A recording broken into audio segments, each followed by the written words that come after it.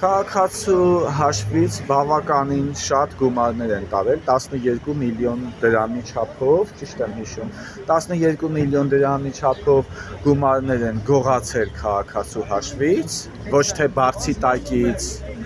ոչ թե գրպանից, ոչ թե փողոցում դրված քարի տակից, այլ բանկի պարտավորության գոտուց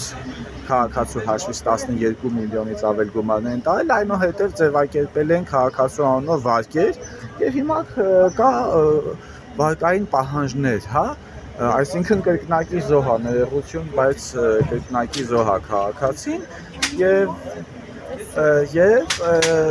ներկապահին կա, բայց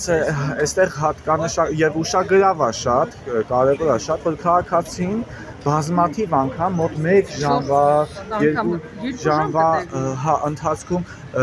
երևի 4-5 այստեղ կար հեռախոսի մեջ ինձ նոց սկրինշոթեր է ցույց տալիս, կխնդրեմ նաև կա նկարեք, որ քաղաքացին զանգահարել է բանկ, բայց բանկը չի պատասխանել զանգերին եւ այստեղ նաեւ ուշագրավ է այն հանգամանքը, որ ամբողջ գործողությունը կատարվելուց հետո, երբ որ գումարը ամբողջությամբ գողացել են, երբ որ վարկնել են ձևակերպել, դրանից հետո արդեն բանկը միանգամից պատասխանել է, ասելով, որ արդեն գործարքը տեղի է ունեցել։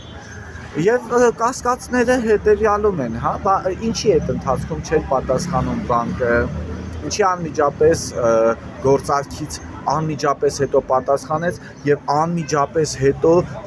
չվերադարձրեցին քաղաքացու գումարները, չէ՞ որ բանկի հովանավորությամբ է դա պայքարում։ Կանք ունենք նման կասկածներ, այո, ուրեմն այդ սցենարները, որ պատմում են ինձ, այն ապացույցները, որ ներկայացնում են ինձ, մենք չենք կարող չկասկածել, հա։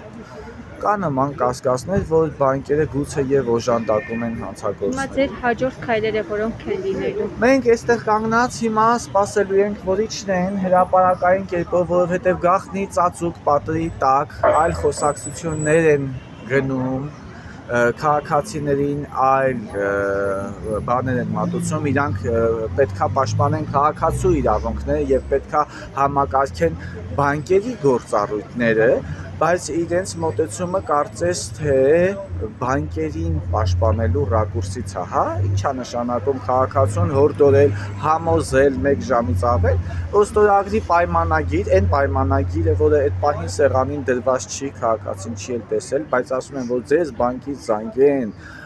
պայմանագիր առաջարկեն, կգնաք կստորագրեք, իսկ պայմանագրի անունը ի՞նչ է, վերտառությունը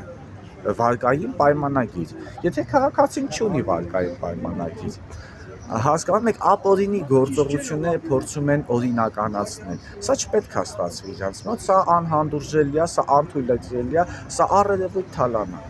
Ծեղծարարության դեմ նաև բողոքի ակցիա եք իրականացնում, այս նույն քաղաքացիներն էին ակցիայի ժամանակ կառավարության դիմաց։ Կառավարությունից ինչ որ արձագանք եղել է, ինչ են պատասխանել։ Մենք հանդիպեցինք Նիկոլ Փաշինյանի օգնականի հետ, հա։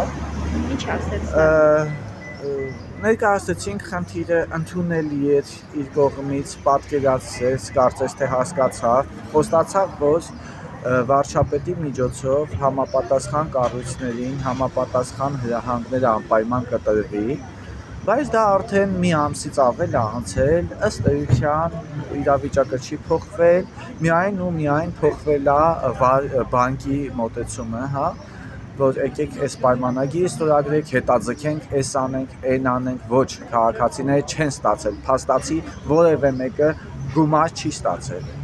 Ինչ վարկային պայմանագրի մասին է խոսքը։ Բայց ես վարկի կարիք չեմ զգացել, ես կարիք չեմ ունեցել վարկի դիմելու հարցում քաղաքացու մասնակցությունը եւ համաձայնությունը չի եղել։ Եվ փաստացի վարկը չի տրամադրվել քաղաքացուն եւ չկա քաղաքացու ստորագրությունը։ Այսինչ անհեթեթ իրավիճակ է, այսինչ զորբայություն է, այսինչ թալանչիություն է։ Նախորդ վարկն է ձևակերպել, նոր գումարներն են տվել։ Հույս ունեք, որ վարկի կարիք չեմ ունեցել, ես գումարներ ունեցել եմ։ Հույս ունեք, որ ձեր խնդրին լուծում կտրվի։ Գիտեք, հույսը հետևյալն է, հույսը հետևյալն է, եթե պատկան մարմինները չհամակարգեն այս իրավիճակը, եթե այդ գումարները չփոխհատուցվեն քաղաքացիներին, եթե վարկային պահանջները չդադարեցվեն, իսկ դրանք հանցագործություններ են, իսկ հանցագործությունները կանխելու նպատակ ունի նաև հանրային վերահսկողություն հասարակական կազմակերպությունը եւ ելնելով այդ նպատակից հնարավոր է որ մենք անձամբ սկսենք միջոցներ ձեռք առնել այդ բանկերի գործողությունները կասեցնելու համար եւ դրանով իսկ որոշենք որ այս բանկերը պետքա փակել Եթե այս կառույցները այդ բանկերի լիցենզիաները չեն վերցնում, մենք ստիպված ենք գնալ ուղղակի ֆիզիկապես բանկերը փակելու ճանապարհով։ Այսքանը շնորհակալ։